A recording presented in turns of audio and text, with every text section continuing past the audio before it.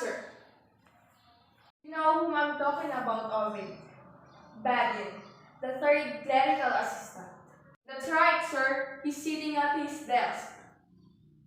Ovid, you've been drinking. Only a cup of hot chocolate, sir. Badin at his desk? Why? This is a phenomenal miracle. I don't understand it. We'll soon see. Go outside. If Badin is still there at his desk, send him to me. Very good, sir.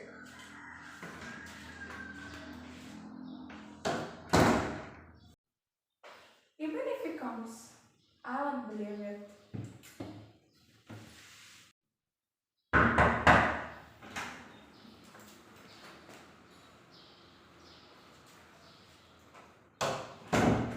Good morning, sir.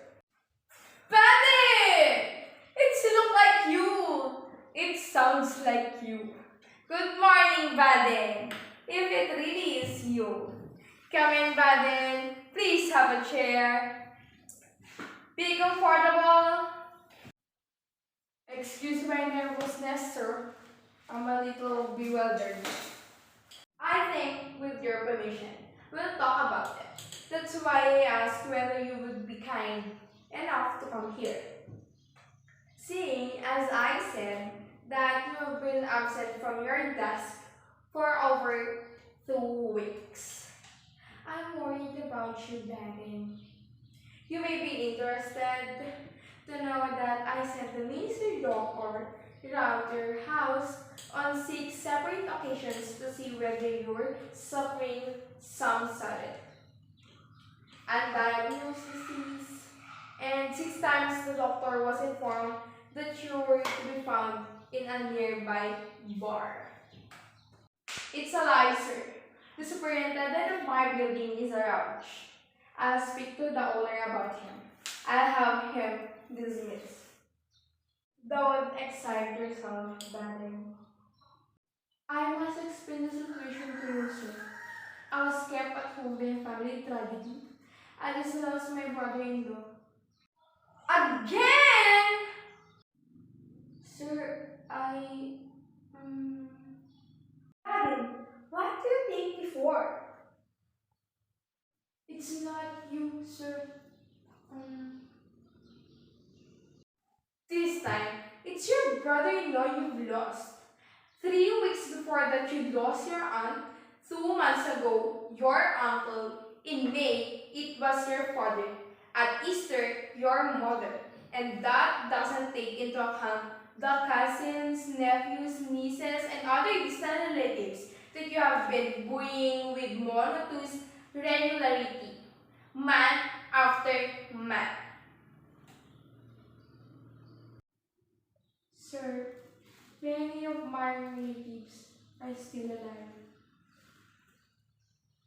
You're fortunate to have so large family. Don't think I've forgotten the others. Your younger sister who gets married twice a year, and your older sister who bears fresh child every 3 months. But I'm sorry, Badin.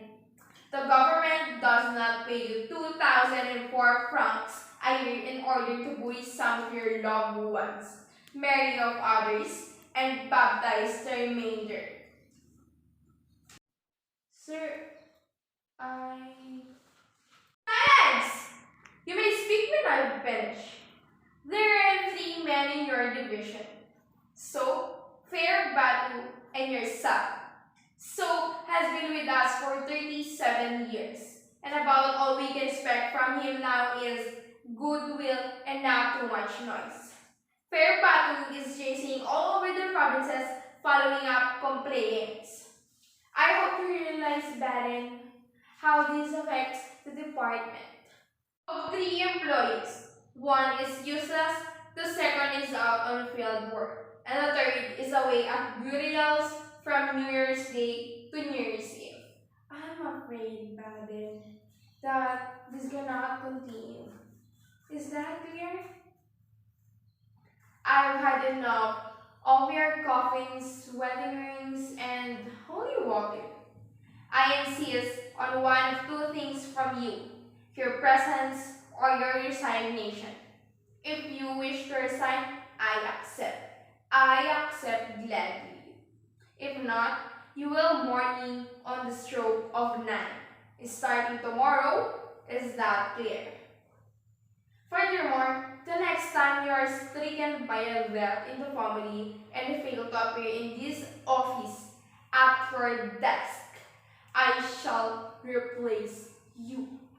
Without question, without explanation, is that clear? I gather, sir, by your tone, that you are not satisfied with my work. As soon as I see of your work, I shall know whether or not I am satisfied. You're mocking me, sir. I never badin. Do you think I am capable of so odious an act? Yes, sir. You're mocking me. You're no better than all those idiots in the barroom who prod me in the belly and laugh at me for being a civil servant. Sir, I tell you now that I will not, under any circumstances, be laughed at. Indeed!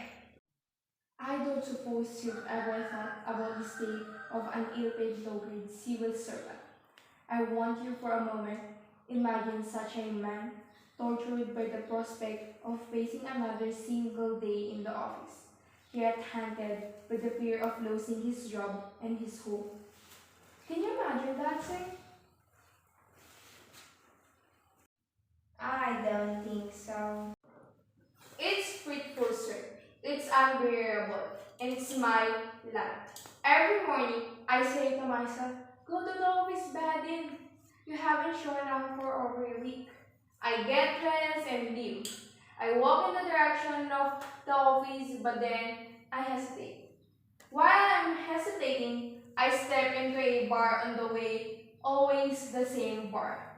I drink a thoughtful beer, a second thoughtful beer, and a third.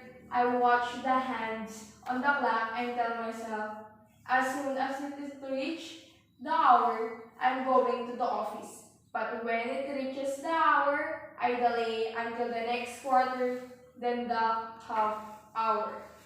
And at the half of your hour, you decided to give yourself another 15 minutes grace. You do understand, sir. By this time, I'm telling myself, it's too late. If I arrive at the office now, they would laugh at me. I put it off until tomorrow. What a life, sir. What torment. If you only knew what is happening to me. I used to have a good appetite. I used to sleep soundly. I used to be happy and contented. Now, I find no pleasure, no enjoyment in anything. Everything I eat tastes sour as acid. If I go out, I sleep alone, tired of meeting one of my superiors. When I go home, I expect to find the superintendent waiting with an eviction order. Oh God! I have one question, Daddy. Are you serious? Sir, I'm a now past the stage where I'm able to go about myself.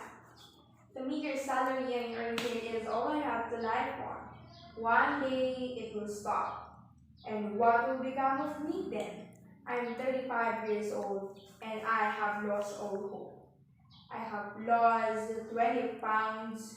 Since when? Since I have been away from the office. In the last 2 weeks, I have lost 20 pounds. If you could only see how my body has wasted away. And it's all through worry, anguish, dread. But that's not all. At night, I cough. I have difficulty breathing. I get up 5 or 6 times to moisten my throat with water. How will it end? Badly. I'm afraid something terrible will happen to me.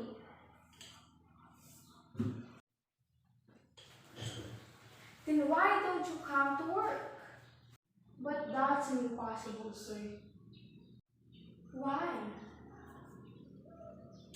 I can't. It bores me. If your colleagues all said that, with due respect, sir, to you and to my colleagues, I must point out that there is no comparison between them and myself. They give the ministry nothing but their zeal, their activity, their intelligence, and their time. Whereas I give in my whole being, my life. Sir, I can't go on the way any longer. That is my opinion too. It is. Thank you, sir. Yes, buddy. I'm fully sympathy with you. If you will hand me your resignation, I shall see that it reaches the minister without delay. My resignation? But sir, I wouldn't dream of resigning. I'm asking you for an increase. An increase? Not this way, sir. My salary is 2,004 francs a year. That is less than 200 francs a month, which is less than 50 francs a week, or less than 7 francs a day. Let's be honest about this, sir. Would you want to go on destroying yourself for less than 7 francs a day?